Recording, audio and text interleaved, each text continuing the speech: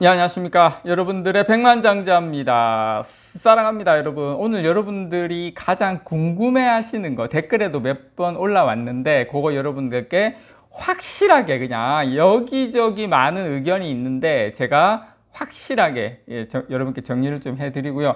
자, 여러분, 지금 장은요. 지금 장은 여러분들 깊이 생각하시면 안 되는 장입니다. 다시 한번 말씀을 드리지만, 크게 빠질 자리는 없어요. 크게 빠질 자리는 없기 때문에 걱정하지 않으셔도 되고, 상승은 언제부터? 추석 이후에 10월 달부터 상승하더라도 10월 이후야 돼야 저는 상승할 수 있다고 보고요. 핵심 포인트, 개인 투자자들 이번 달에도 왕창 팔고 있고, 외국인 투자자들 다른 종목은 다 팔아도 삼성은 사고 있다. 그게 포인트입니다. 자, 여러분들 제가 조금 지금 의견이 많아서 제가 또 궁금해 하시는 분도 계시고 해서 요거 확실하게 정리 좀 하고 가도록 하겠습니다. 자, 미국 반도체법 가드레일 조항, 요 부분을 제가 여러분들께 좀 설명을 아주 이해 쉽게, 그리고 실질적인 상황이 어떻는지를 정확하게 좀 짚어 드리도록 하겠습니다. 자, 일단 여러분 특별하게 보실 건 없고요. 자, 여기에서 보면 이번에 이제 최종 규정에 대해서 속사정이, 반도체 업계 속사정을 제가 확실하게 요약을 좀 해드릴게요. 그러니까 결론부터 말씀드리자면 치명적이진 않다. 치명적이진 않다. 그게 핵심이고, 자, 이 빨간 글씨, 이 자료는 중앙일보 자료입니다. 자, 빨간 글씨 보시면 실질적 확장 이렇게 중간에 보이시죠? 거기에 기준이 첨단 반도체 5%, 레거시 반도체 10%.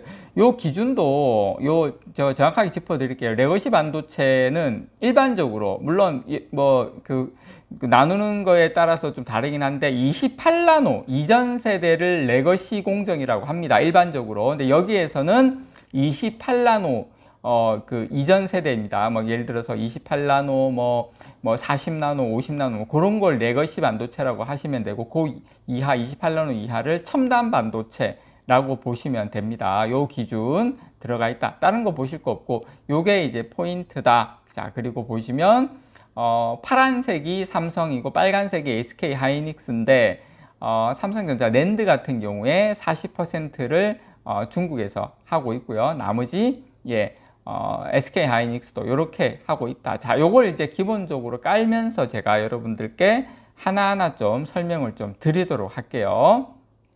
자, 일단 지금 10년간 이거 이제 가드레일 최종안에 따르면 미 정부는 기업이 보조금 수령 시점부터 10년간 이제 중국에 이렇게 확장하는 거, 생산 능력입니다. 확장하는 거에 대해서 확장을 하면 보조금 전액을 반환한다. 이게 이제 가드레일 조항의 최종안입니다. 그래서 첨단 반도체는 5% 이하, 그리고 28나노 이전 세대의 레거시 구형 반도체는 10% 미만, 이렇게 해서 지금 우리나라는 처음에 실질적 확장 기준을 첨단 공정 같은 경우에 한 10%로 좀 부탁을 했는데 5%로 왔어요. 제가 이 부분에 대해서 상세하게 여러분께 말씀을 드릴 겁니다. 그래서 지금 삼성 같은 경우에는 미국 텍사스주 오스틴에 이미 파운드리 공장이 있고 테일러시에도 제2 파운드리 공장 지금 짓고 있는데, 이 부분에 대해서 이제 그 문제가 된다 이렇게 보시면 되고, 자, 일단 제가 이제 그러면 이게 삼성전자에게 미치는 영향, 물론 하이닉스도 포함이 되지만 그 부분에 대해서 말씀을 좀 드릴게요. 자, 이번에 발표된 이 가드레일 최종안이 예상했던 범위에서 크게 벗어나지 않았다. 일단 기본적으로 예상 범위에서 벗어나지 않았다. 이게 첫 번째고요. 그리고 이 앞서 발표된 이 세부 규정 초안에서와 같이 우리 기업이 이 중국에서 운영하고 있는 생산 설비의 어떤 유지, 그리고 부분적 확장이 보장이 됐다라는 거, 그게 포인트입니다. 그래서 기술 업그레이드도 미국 상무부와 협의만 거치면 가능할 수 있게 됐습니다. 그것도 상당히 긍정적이다. 저는 그렇게 보고요. 일단 우리가 첨단 반도체, 제가 여기 이 부분 첨단 반도체 부분 우리는 10% 생산 능력 확대를 요구했어요. 자, 이것 때문에 야, 우리 요구가 관철 안 됐다, 막 이런 이야기, 그 언론에서 이렇게 해서 뭐 좀 뭐 아쉽다 이렇게 이야기가 있는데, 물론 아쉬운 건 맞아요.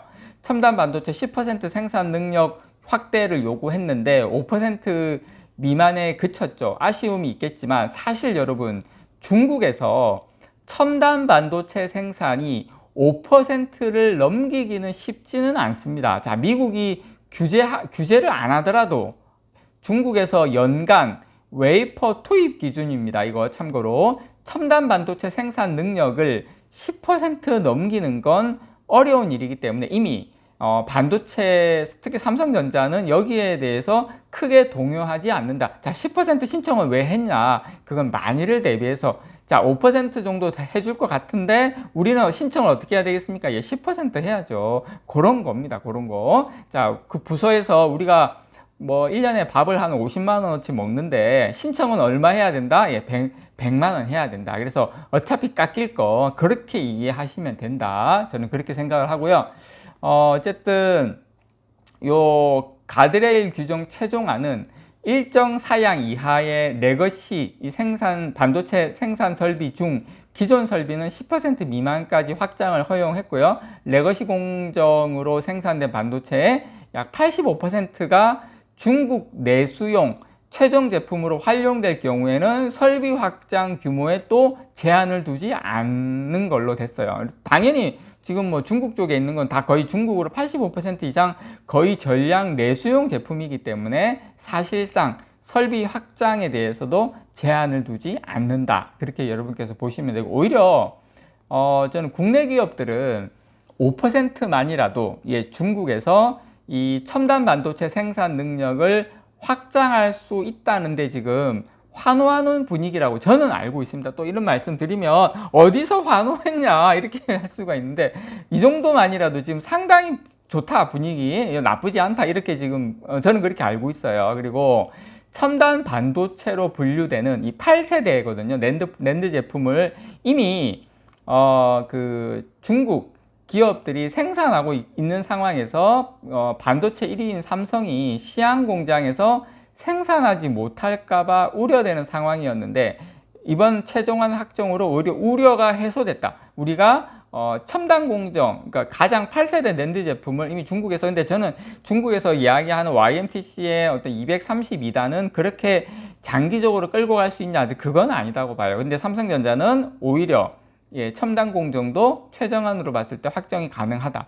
그래서 지금 8세대 낸드 신공정의 경우에 생산량을 5% 이상 확장하기 어렵기 때문에 5% 이하 생산이라는 규제를 두더라도 기업이 받는 불이익은 저는 없다고 봅니다. 그래서 가드레일 최종안이 예상할 수 있는 수준이다. 그래서 뭐 삼성전자도 그렇고 SK 하이닉스도 안도하는 분위기라고 말씀을 좀 드리고 싶고요. 자, SK 하이닉스는 중국에서 디램, 낸드 이렇게 모두 지금 생산 중인데, 디램은 첨단 반도체 공정이 있지만 중국 내 생산을 당장 늘려야 하는 상황은 아니에요. 그 낸드는 중국에서 200단 넘는 첨단 제품을 생산하고 있지 않기 때문에 미국 규제 영향이 없다. 이거 SK 하이닉스 말씀을 좀 드리는 겁니다. 그래서 저는 이 초안이 생산 능력, 특히 이제 웨이퍼 투입량을 반도체 시장의 이